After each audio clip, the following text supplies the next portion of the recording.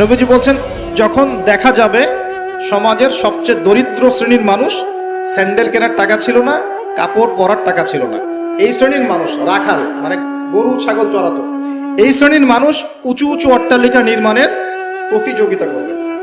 ভালো করে বোঝেন, নবীজি বলছেন না ধনীরা, সমাজের ধনীরা অট্টালিকা নির্মাণের প্রতিযোগিতা করবে, নবীজি এই কথা বলছেন না হাদিসে।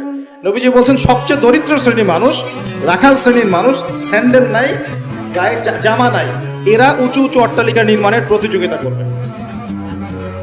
করছে কিনা?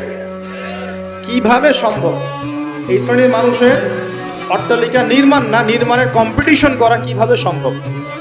এক, সুদের মধ্য দিয়ে; দুই, করাপশন দুর্নীতির মধ্য দিয়ে; তিন, অন্যের সম্পদ আত্মসাৎ করার মতো।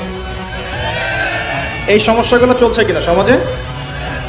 এরাই যখন 10-20 তলা বিল্ডিং উঠাবে, তখন তো আর মানুষকে মানুষই মনে করবে না। বুঝতে পারছেন না মনে হয়?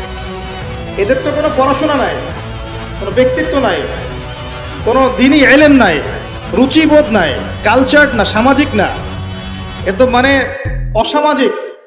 এরা যখন, এদের হাতে যখন আপনি সম্পদ চলে যাবে, এরা তো সাধারণ মানুষকে মানুষই মনে করবে না।